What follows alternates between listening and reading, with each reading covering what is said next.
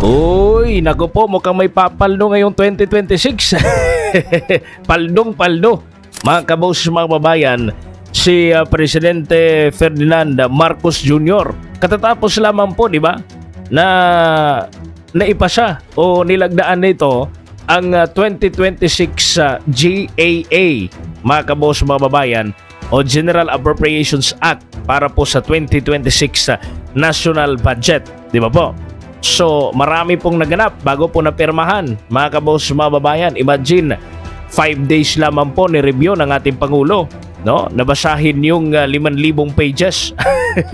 Sabi nga doon sa isang post, mga kabos, mga babayan, na isa pong vlog, sinabi po nila na record-breaking daw po ito, pang Guinness World of Record. Itong si Presidente Marcos sa pagbasa ng 5,000 pages. Ano po, na ito pong mga budget na napag-usapan sa Congress bago po niya nilagdaan. Kasi, ano pa niya yan i-studyohan pa niya yan, mga kabos, mga babayan. Ilalim po, kasali po sa 2026 National Budget ngayon, ito pong kanya pong confidential at Intel Fund na 4.5 billion pesos, mga kabos, mga babayan. Ang laki-laki, no? 4.5 billion, imagine that, mga kabos, mga babayan. Confidential at Intelligence Fund. Ngayon, marami pong mga tao ang nangangamba sa perang ito, mga kabos, mga babayan, kung saan nga ba ito patungo, saan nga ba ito pupunta. Taon-taon na lang may confidential pa ng isang presidente, wala namang nagagawa, mga kabos, mga babayan. Saan nga ba ilalapat, saan ba gagamitin itong 4.5 billion?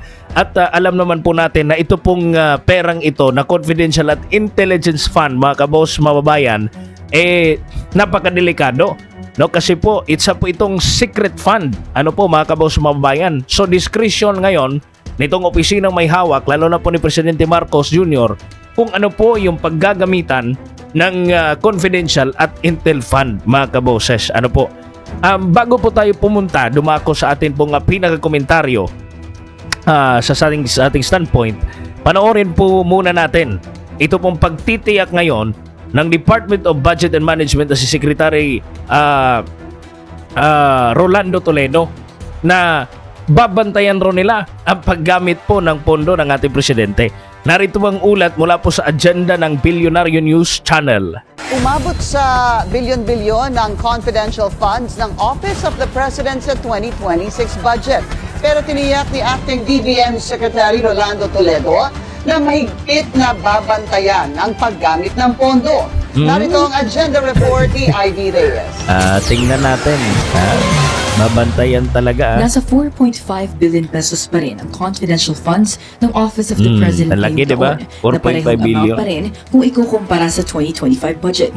Ayon kay Budget Acting Secretary Rolando Toledo, sa kabila ng malamig na pagtanggap ng publiko sa usapin ng confidential fund, ang pinakamalaking safeguard anya rito ay ang pagsunod ng OP sa rules and regulations na ipinapataw ng Budget Department at Commission on Audit. And also, per our general provision, we need to report that to House of Representatives and Senate at the same time from the Office of the President. So it will be monitored accordingly. Ang kabuuang confidential fund ng gobyerno for 2026 ay nasa 11.8 billion pesos ayon kay Toledo.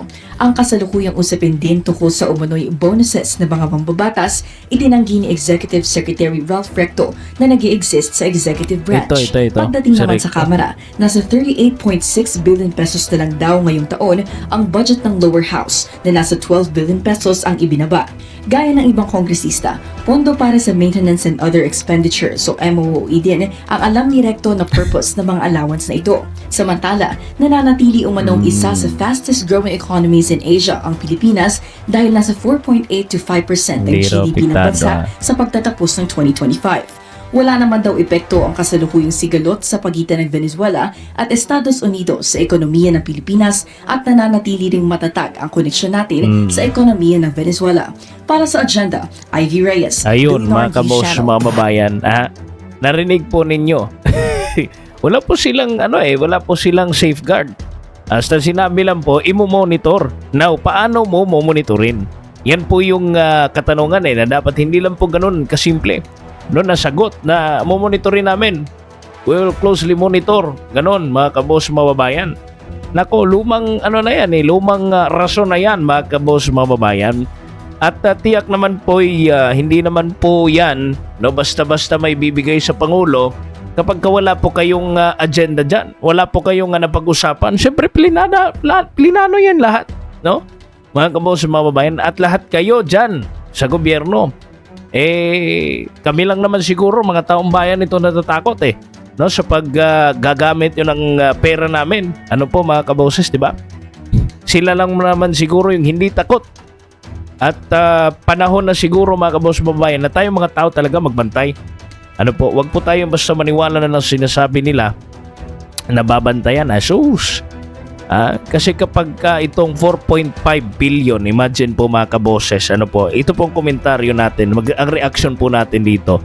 Sa panahon po ngayon na sobrang grabe po, no? Ang gipit po na nararanasan po ng ating mamamayan, matataas po ang presyo ng mga bilihin, patuloy pa rin na nararamdaman mga kaboses, mga babayan, ng mga ordinaryong Pilipino, ito pong sobrang mahal na bilihin. Ano po? Sa kalusugan, kulang rin sa pondo. Itong education, sa bagay, nasa trillion pesos yung budget ng education natin ngayon. Ba't hindi pa rin yan siguro sapat? Ano po mga kabos, mga babayan?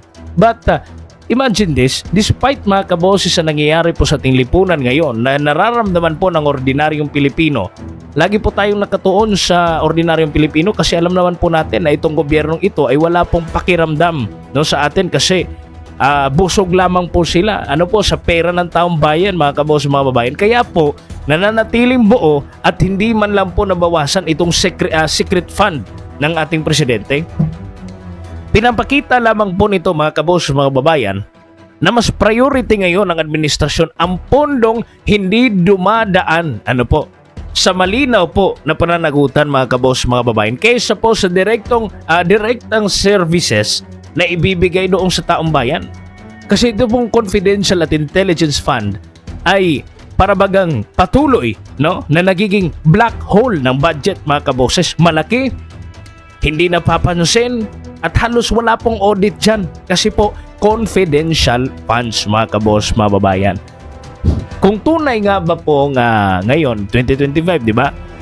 Puro tayo anti-corruption na ganun-ganun mga kaboses, mga babayan. Kung tunay pong may malasakit sa transparency at anti-corruption itong gobyernong ito, bakit hindi po nababawasan kahit piso ang pondo na hindi nasusuri po ng publiko, mga kaboses, mga babayan? Ito pong nangyayari ngayon, mga kaboses, nagiging kontra po ito sa panawagan po ng publiko. Ang hinihiling po ng taong bayan, nabawasan ng secret funds, mga kaboses. Pero ang nangyari, wala pong binawas sa Office of the President. Ibig pong sabihin dyan, hindi po pinakikinggan ang taong bayan. Tapos ito pa, ang problema po natin sa transparency. Hindi po ito subject sa detailed COA audit itong confidential funds. Bantakin niyo po yan mga kaboses, mga babayan. Wala pong malinaw na paliwanag kung saan pwedeng mapunta itong 4.5 billion pesos. Basta lang Intel Fund, basta lang confidential fund. Confidential nga di ba? So, nakikita natin itong double standard din at nafe-feel ng ordinaryong Pilipino itong double standard. Mga kaboses, sa good governance, Kung tayo, mga ordinaryong Pilipino, di ba? Kapag may mga ayuda, mga kaboses, mga babayan, kapag kukubra tayo ng 4-piece, napakahigpit po ng gobyerno sa resibo. Mga kaboses, mga babayan, ay katiting lang, konti lang yung serbisyo di ba? Pero na-audit, nare-resibo, mga kaboses, mga babayan, pera natin yan. Pero kapag itong Pangulo nag-request mga kaboses ng bilyon-bilyon pondo, walang resibo, automatic po mga kaboses, mga babayan, na makukuha niya itong ganitong kalaking pera. Although, sige, pagpalagay natin confidential fund, Intel Fund, pero yun nga, threat siya sa transparency kasi unang-una mga kaboses, mga babayan, ay hindi po natin nakikita at hindi po nare-report yan kung saan po mapupunta itong 4.5 billion pesos mga kaboses, mga babayan. Wala naman po tayo mga critical na mga krisis o national security crisis. Ano po, bakit kailangan pa ng bilyon-bilyon na intel at confidential fund? Eh, si Saldi ko nga, hindi nyo nga hindi nyo nga balik dito sa Pilipinas. Hindi nyo mapakulong. Dahil sa kakulangan yun ng aksyon. Ano po, mga kaboss, mga babayan? Ito ba, no? 4.5 billion secret fund versus po, mga kaboss, mga babayan, sa kakulangan po ng pondo sa lahat po ng mga sektor. Agriculture, disaster preparedness, ninanakaw ng mga flood control, suporta po sa ating mga magsasaka, mga classroom ng ating mga bata, mga kaboss, mga babayan. Ito po mga public hospital na araw-araw po ay napupuno, mga kaboss, mga babayan. Ano po? So, ito pa, 11.8 billion pala ang total secret fund sa 2026 GAA. Hindi lamang po Office of the President ang may ganito. Institutionalize po ang secrecy ng budget natin. So, mantakin nyo po ito, mga kaboss, mga kababayan. Malinaw po, ang sikreto po ang inuuna nila. Kung saan po sila, no, mapapabor ang kanilang interes. Hindi po sila nakapabor yung kanila po mga plano sa sikmura po ng mamamayan. Same system pa rin. Akala natin may reform na sa government, pero wala. Same system. Kung ano yun noon, ganon pa rin ngayon. So kung ano yung nangyayari noon, possible mangyayari pa rin ngayon. Itong corruption, hindi mawawala. Di naman po natin sinabi na nangungurap ito sila eh. Pero, mga kaboss, mga babayan, bantayan po natin ang ating kaban ng bayan. God bless po sa inyong lahat. Maraming salamat po sa inyong pakikinig. Ako po inyong nakasama ngayong araw. Ito po si Kaboses Wins at kayo po yung nanonood at nakikinig dito sa Standpoint Analysis. Please subscribe, hit the notification bell para notified po kayo sa lahat po natin ng mga uploads. God bless po sa inyong lahat at pakishare lang din po ang video ito. Bye-bye.